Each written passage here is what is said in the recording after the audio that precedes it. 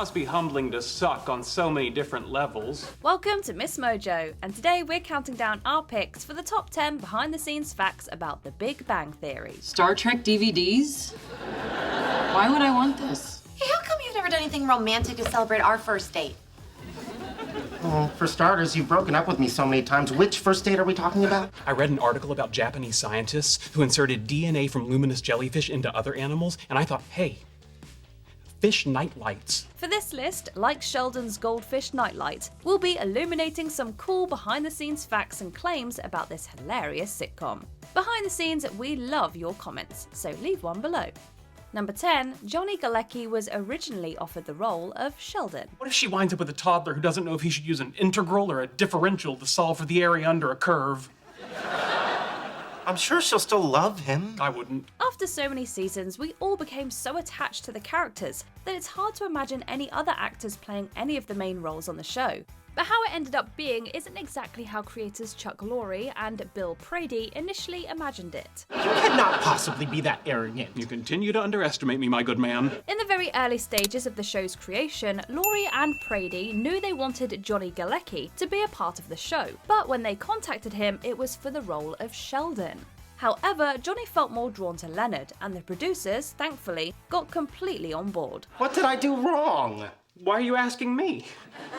I have no information about your interactions with Penny other than what you've provided me, nor do I have any method of learning such things. Another fun casting fact is that Kate Micucci, who played Lucy, originally auditioned for the part of Amy. So after I started dating Sheldon, I met Leonard and then everybody else, and they've all been so wonderful to me.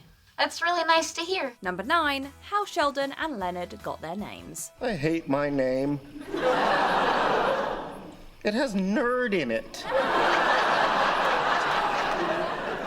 Leonard. The writers have had some fun with the guys' names over the years, but the show's creators weren't thinking about those specific jokes when they named the characters. As today's youth might put it, who wants to get their Sheldon? In fact, Sheldon was initially going to be called Kenny, with a series titled Lenny, Penny and Kenny, but then Sheldon Leonard passed away. Yeah, my parents felt that naming me Leonard and putting me in advanced placement classes wasn't getting me beaten up enough.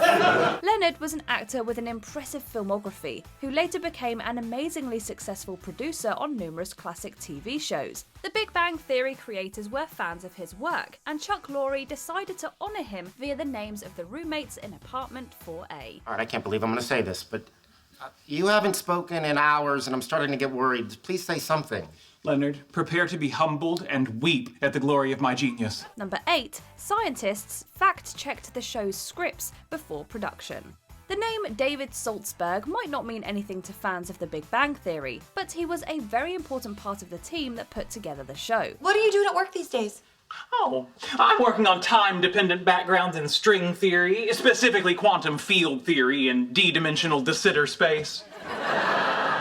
Okay, come on, even you have to admit that's jibber jabber. Saltzberg is a professor at UCLA, and he was the man that made sure all of the science on the show was accurate. We're talking the jokes, the references, even the whiteboards. I have a board. If you like boards, this is my board. Yes, all of those whiteboards with the calculations, they were all created by Saltzberg, and they were all accurate. Well, except for one, but that was on purpose. You know, why couldn't she just like Ziggy, you know? That thing's riddled with plot holes. He even got a little help from actress Mayim Bialik, who has her PhD in neuroscience and was able to make sure that her character, neuroscientist Amy, was accurately portrayed as well. If you die and donate your body to science, I promise to slice your brain like Canadian bacon. Number 7, every bumper was different. Agree to disagree. That's what I love about science. There's no one right answer. It's fascinating that no two fingerprints are the same, and it's incredible to know that no two snowflakes are alike. But you might be even more amazed to learn that, allegedly, every The Big Bang Theory bumper was different. The bumpers are those short interstitial videos of the science stuff that plays between scenes. That's ridiculous. And while you probably just assumed they reused the same handful over and over again, it's claimed that no two are exactly the same. Which is the complete opposite of Penny's purse, which was the same style of bag she used from Season 1, Episode 2, all the way through the entire run of the series. Number 6, Leonard's glasses don't have lenses. We already learned that Johnny Galecki picked the role of Leonard over the role of Sheldon. Penny, you'll have to excuse Sheldon. He's a bit of a germaphobe. Oh, it's okay. I understand. Thanks for your consideration. Now please leave. And as it turns out, he also picked a very key aspect of Dr. Hofstadter's wardrobe. After rehearsing the pilot episode for about a week, the producers asked Johnny to take off the glasses he was wearing, thinking they were his own. Damn it, my glasses. Okay, I'm blind here, guys. Can you help me find them? Sorry. But Johnny doesn't wear glasses, and had been doing so because he wanted Leonard to wear them. Oh, hey, sorry.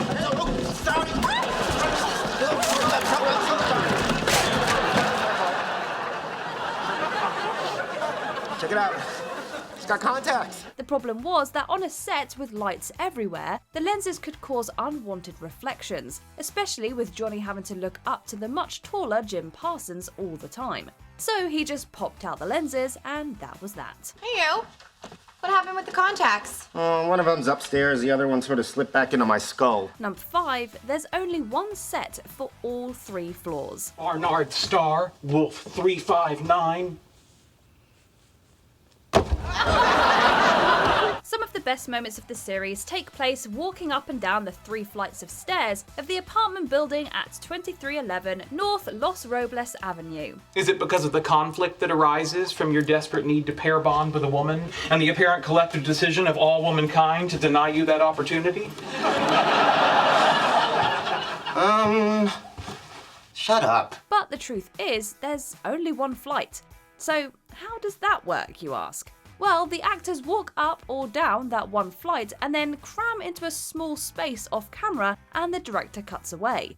Then they reset at the bottom, or top, again, and after the crew redresses the set to look like a new floor, they continue their walk and their conversation. Fine, if I don't meet someone soon, you can put me in a home.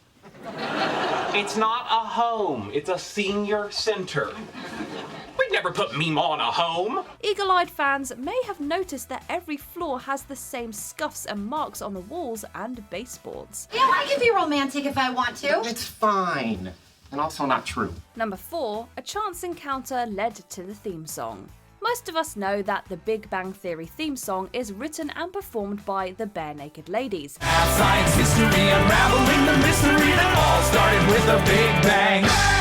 But how that collaboration came about is a pretty awesome story. One night, Chuck Lorre and Bill Prady happened to be in the audience of a ladies' show when singer Ed Robertson made up a freestyle rap about cosmological theory. Our band does a lot of improv and spontaneous music, and I made up a song that night about cosmological theory, and Chuck Lorre and Bill Prady were in the audience.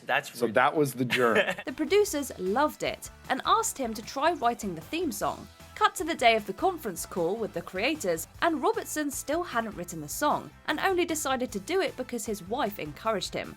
So he wrote most of it in the shower, then afterwards recorded it, and the rest is history. It's one of those songs that we play every time we play.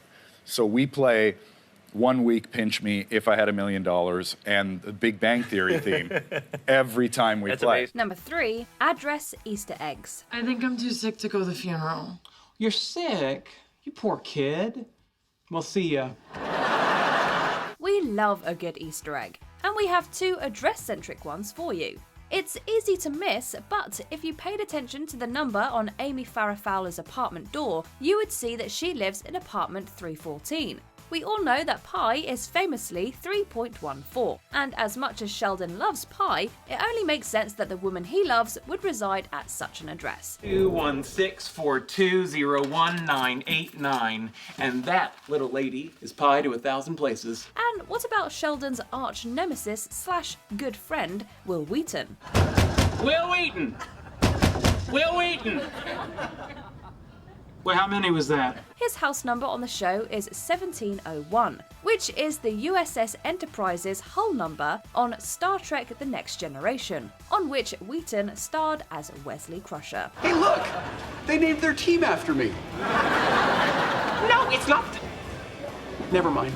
Number 2, Lucy and Ramona wrote If I Didn't Have You. Well, tonight is the anniversary of our first date, and I wanted to celebrate it by writing a song for you. So, as it turns out, one of the most romantic songs in sitcom history was written by the first girl to break Raj's heart, and the girl who tried to steal Sheldon away from Amy. We just went swimming.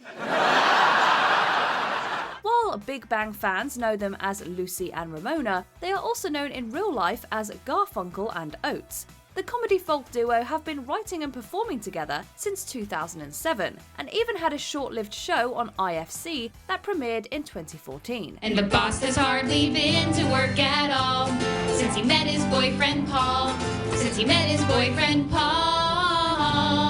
As for Bernadette's song, the duo said that they were asked to include the line about Howard still living with his mum, but the rest was up to them. I be binary code without a wanna, cathode ray 2 without an electron gun. I be Firefly buffing Avengers without Joss Whedon. I'd speak a lot more Klingon, Kalaknecht Cockjudge Von. And he'd definitely still live with his mom. Before we continue, be sure to subscribe to our channel and ring the bell to get notified about our latest videos. You have the option to be notified for occasional videos or all of them. If you're on your phone, make sure you go into your settings and switch on notifications. Number 1. There's a very different unaired pilot. We'd like you to return our sperm. It seems hard to imagine the Big Bang Theory without Howard, Raj, and Penny, but that is how the show was originally conceived. There is an unaired pilot episode that was made that featured Leonard and Sheldon, but none of the other main characters we know and love. What about the damsel in distress? It's a 12th century code of chivalry. It's not exactly current. You'd also have to have been knighted for that to apply. Instead, there were 2 other characters, street smart Katie and Gilda. Even Sheldon wasn't the same guy. I've seen 6 women naked. Some of them weren't even relatives. Rather than dating a girl for years before holding her hand and eventually sleeping together, he hooked up with Gilda at a Star Trek convention. No, you're not following me. I am proposing that our house guest has ulterior motives, Lambda, which bifurcates into Lambda A, she had them before we met her, and Lambda B, she formed them shortly afterwards. Needless to say, CBS passed on it, and we're glad they did. Do you agree with our picks? Check out this other recent clip from MsMojo. And be sure to subscribe and ring the bell to be notified about our latest videos.